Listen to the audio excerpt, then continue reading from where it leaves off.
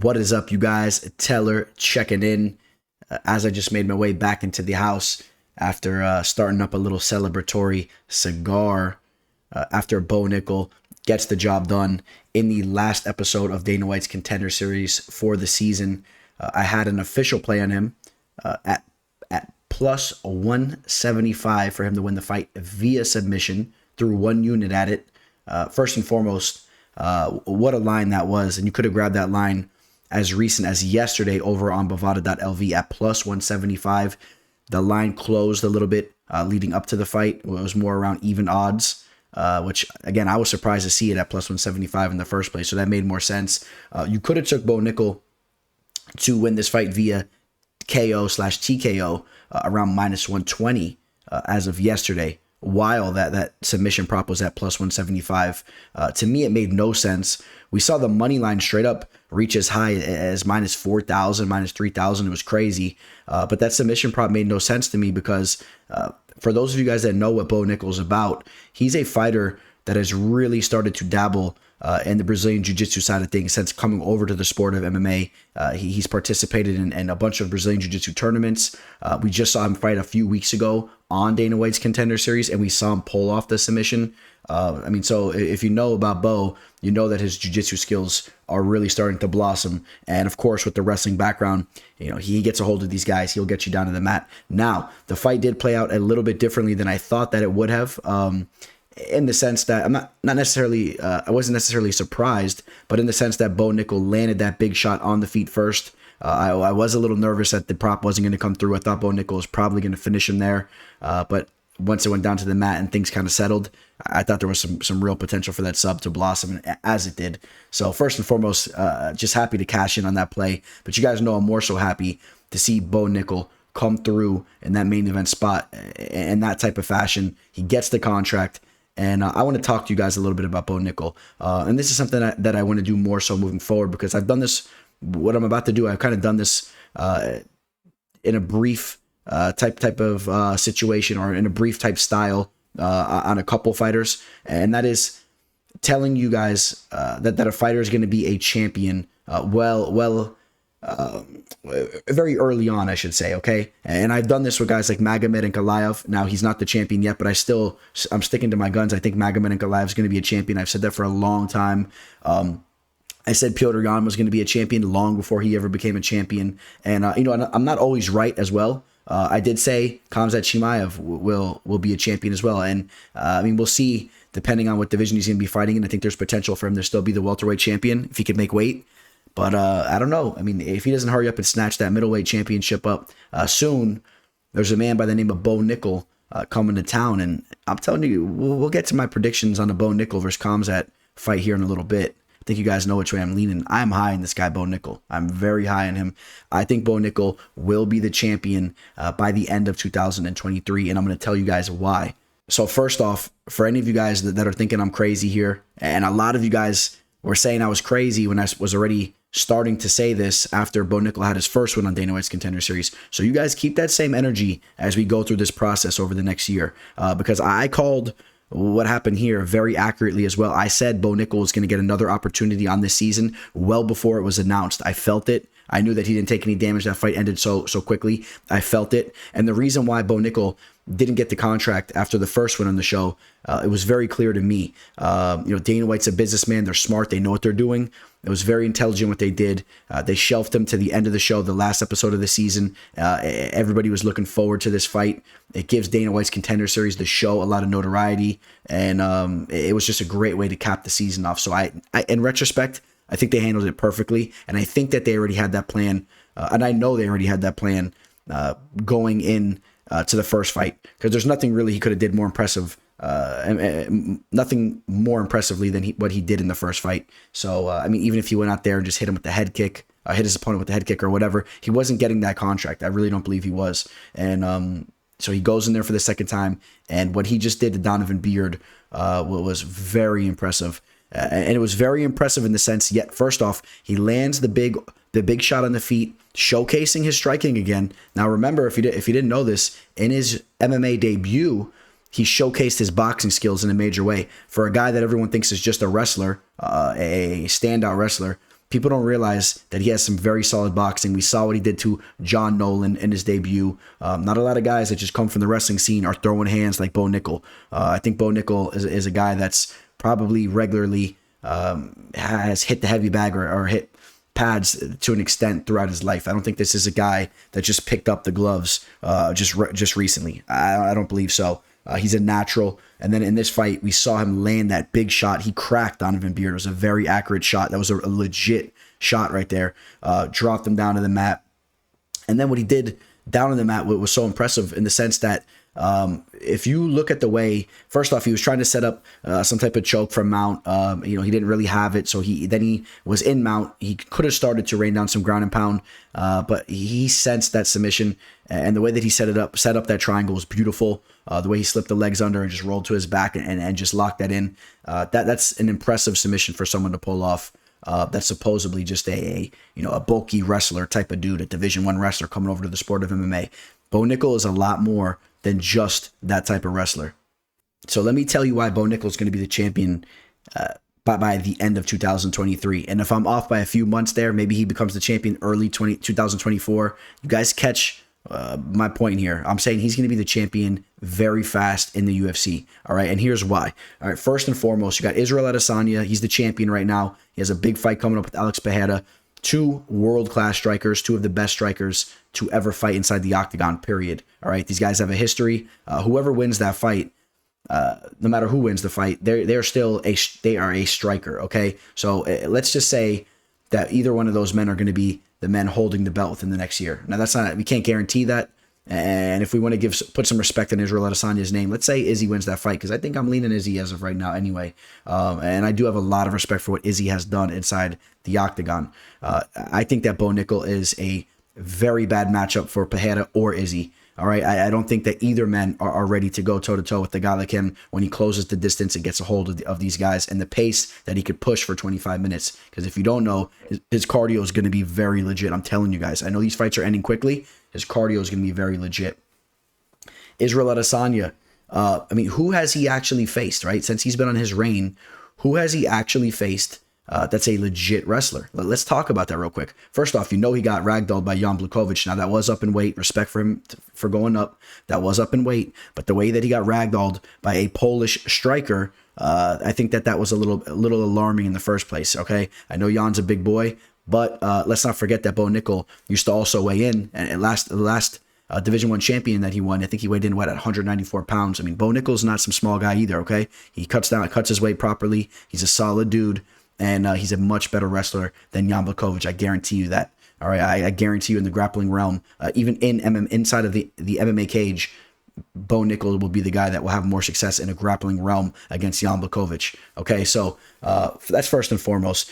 Since Izzy's made his debut in the octagon, Rob Wilkinson, a British striker, Marvin Vettori, that was the first time around. That was a close fight. He edged Marvin Vettori. Now, Vettori is not a grappler, okay? I know he's a well-rounded mixed martial artist. Okay, he is an Italian striker that has his jiu-jitsu skills. He's a well-rounded MMA fighter. No real legit wrestling background. Brad Tavares, a solid striking Hawaiian fighter. Derek Brunson. I do believe Derek Brunson, I believe he was a Division I wrestler, right? I think he was a Division I wrestler, or Division II wrestler at the very least. Okay, Derek Brunson, he's a good wrestler, okay? He's a good wrestler. Nothing that special, but Derek Brunson has other issues, okay? And in that fight, he was leading with his head, and that was when he was going through that movement where he loved to just lead with his head against guys and get starched by a lot of guys, right? Whitaker knocked him out. But props to Izzy for getting the job done there. But okay, I think that might be as far as we're going to go as far as facing a wrestler, first and foremost, too. So Kelvin Gastelum, yes, he has wrestling skills as well. Kelvin Gastelum does not use his wrestling inside the cage. And we're going to be getting to another wrestler that does not use his wrestling inside the cage. So you know where we're going here in a second. He did knock out Robert Whitaker. Robert Whitaker has some Australian accolades as far as wrestling goes. He wrestled over in Australia. It's just, you can't even compare it to guys like Bo Nickal and other upper echelon wrestlers that are coming into the UFC or that are in the UFC already. Yoel Romero, I believe a silver medalist. Was he a silver medalist? I know Yoel Romero is a legit wrestler. He just does not use it inside the octagon. He never has. Pull up his resume, look into all his fights. He just doesn't use his wrestling. and he did not even try to use his wrestling whatsoever in that Israel Adesanya fight. If you guys remember, they had the stare down of a century. They sat there for 25 minutes just staring at each other the entire time, just fighting from the outside. And a little bit of that was based on the fact that Yoel was kind of scared to go in and strike. Izzy was picking him apart from the outside, but I was very disappointed that Yoel didn't push for the wrestling. And again, he just never does. So, I mean, that doesn't count in my books. I mean, we haven't seen Israel Adesanya really tested with an opponent that's pushing the wrestling, that has some decent skills there in any of his fights, except for the Jan Blachowicz fight, and we saw how that went. I'm willing to bet right now that Bo Nickal takes out Israel Adesanya. I'd put my money up. I want to see what this betting line opens up at, because I think we're going to be seeing that here very soon. You're going to see that line on some books just for fun, and you're going to see what the masses are thinking there. You're going to see what the sharps are thinking. You're going to be surprised. A lot of you guys are going to be surprised. For those of you guys that are on the Izzy train and whatnot, you're going to see that this guy Bo Nickal is going to get a lot of respect. He's going to continue to get a lot of respect. If Alex Pereira is the champion, Alex Pereira in his UFC debut was getting held against the cage and controlled against Andreas Michailidis, a Greek Brazilian jiu-jitsu striker. And finally, he got the knock on the second round, but no, he wasn't showcasing his takedown defense that well, as far as I'm concerned. And I'm going to get to something here in a second now. That fight took place in 2021, November of 2021. Alex Pereira versus Andreas Michailidis. Check this out. Since that victory that Pereira had, he's won 2 more fights. He beat Bruno Silva and Sean Strickland. The Sean Strickland fight just happened a couple months ago. And now he's fighting for the belt. So for any of you guys that are thinking that I'm crazy to say that Bo Nickal will be fighting for the belt very soon, understand that the middleweight division is extremely shallow. And we'll get to that here in a second too. But Alex Pereira is fighting for the belt unless he earned the title shot in less than a year. In less than a year, he earned a title shot. Came into the octagon. He won his first fight back in November of 2021. And we're in September right now, 2022. He still has a couple months to spare, and he has a title shot locked up. So don't tell me that Bo Nickal can't come in, shake the sport up, especially if he keeps going in there and putting out those types of performances on. He's going to get a title shot very quickly. I understand that Pereira and Israel Adesanya have the history, so it's a fight the UFC wants to make. Understand that Bo Nickal is a rising star. He's already thrown in the video game. Bo Nickal has the wrestling community behind him, and he is going to be a star in the sport, and he's going to get that title shot very quickly. He might run through 3 opponents here in this next year, and he might ease his way right to the top of the division. I mean, take a look at the middleweight division right now. You take a look at the middleweight division, and of course you got Izzy at the top of the division. Robert Whittaker is a fighter I respect in a major way, but I'm gonna tell you right now, you compare the top 15 to other divisions in the UFC, and I'm not really feeling it. Jared Cannonier, a tough customer. I think that the level of skill that he has, you translate that to other divisions, and he's just kind of like a fringe top 15 fighter. Meanwhile, he's ranked all the way there at 2. I mean, Marvin Vettori, just a tough customer, a well-rounded fighter. I think in other divisions, he's way down the line, man. It shows how shallow it is. Derek Brunson at his age, still ranked that high. Sean Strickland, I mean, a fun fighter to watch. He brings it, but he's a fighter that lacks from an IQ standpoint. He lacks in a couple different elements. He's a tough dude, but Darren Till ranked 9. Darren Till ranked 9. Do I even need to say much more about that? I mean, Darren Till. I don't really want to go in on him. I mean, you got a young and exciting fighter in Andre Muniz at 10. I like him. He's a fighter that's going to run through a lot of those guys above him. He's a legit fighter. He's ranked at 10. Nazaruddin Amavov is a promising fighter. Gaslam's past his prime. Dricus du Plessis is a fun fighter. He has big power. Du Plessis is not it. He's not it. He's a little wild. He's a little sloppy. He's going to run into trouble. I mean, you got Chris Curtis ranked at 15. Brad Tavares still hanging on in the top 15. I'm sorry. The division is shallow. I'll take Bo Nickal over all these guys right now. How about that? I know that's a bold statement. I mean, the fighters that are going to give a guy like Bo Nickal problems, in my opinion, is a fighter like Robert Whittaker. Of course, Izzy. Of course, I mean, he has potential to give him problems. I mean, it's Izzy. He's the champ. It's Whittaker. It's Izzy. I think that Pereira would be in big trouble. Pereira would have to land a flying knee very quickly, or he'd be in deep trouble. So I don't even know if I can. You know, I think Israel Adesanya has better takedown defense. At least it's been proven, than Pereira, at least on tape. I haven't seen so much from Pereira there. So I'm telling you guys, Bo Nickal's coming. So just understand when you hear fighters talking about the fact that Bo Nickal hasn't proven himself yet and he hasn't put in the work, and he's going to be surprised when he starts to fight high level guys in the UFC. I like the response that Bo Nickal had to that.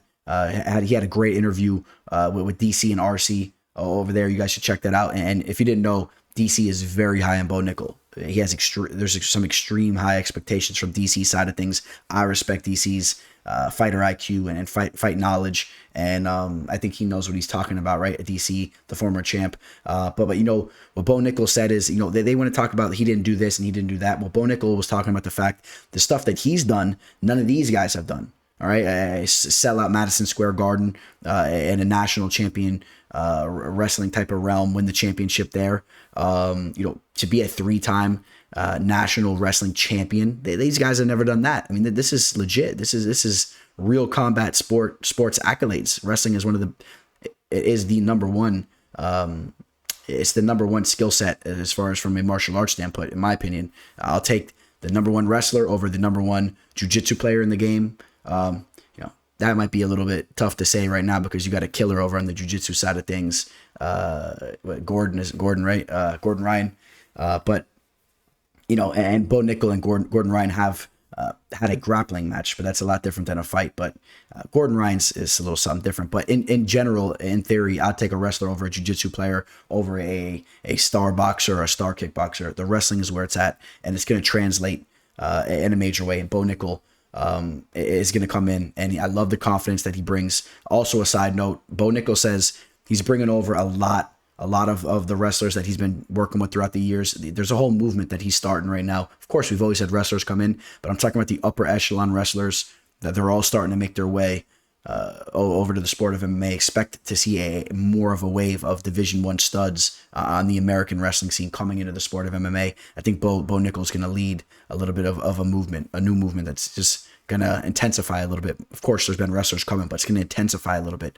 So, hey, I want to call something out real quick too. I think a great fight for Bo Nickal for his UFC debut fight. I think a great fight for him would be the Joe Pyfer fight. I want to see him versus Joe Pyfer. Joe Pyfer had a lot of momentum coming off this season, of course, as did Bo Nickal. They're both in the video game now, the UFC video game.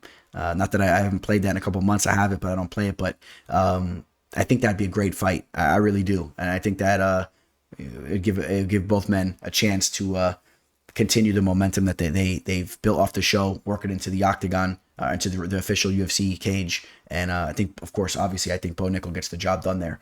But that would be a cool fight. Tell me what you guys think about that one, or if you guys can think of a better one, comment below. And tell me what you guys think in general. I want to know what your guys' thoughts are. I already know there's going to be some haters coming at me on this one. I love it. Bring it. Nothing but respect to you guys too. Hopefully I didn't ruffle too many of your guys' feathers. Some of you Izzy fans, some of you Pajeda fans. I'm sure there's some of you guys that are not as sold on Bo Nickal as of yet, but I wanted to make this video now so I could just copy the link and show this in the future. Bo Nickal will be the champion within about a year's time. He's going to run the division. He's only 26 years old. He's going to run this division for the next 5 or 6 or who even knows how many years. He's going to reach the pinnacle of this division, and we'll see if another killer comes through and can maybe challenge him. But right now, this division's wide open. It's wide open from a matchup standpoint. These strikers at the top are not going to be able to hang with a guy like Bo Nickal. And I also love the fact that Bo Nickal's been putting in work over at American Top Team for a long time. You saw Mike Brown in this corner. He's surrounded by some of the best coaches and the best MMA minds in the game. And that's also going to carry some major weight. All right, guys, let me know what you think. Hit that like button on the way out. Expect a lot more of these types of videos coming at you guys. I want to be more active on here. I know I don't have the green screen up yet. Expect a whole different type of style coming up in the future here. But just expect more content in the meantime. All right, guys, I appreciate all you guys for stopping by and listening to the Teller here in your ear. All right, on that note, signing out. Teller. Welcome to the show. This is the MMA fortune teller. Yeah.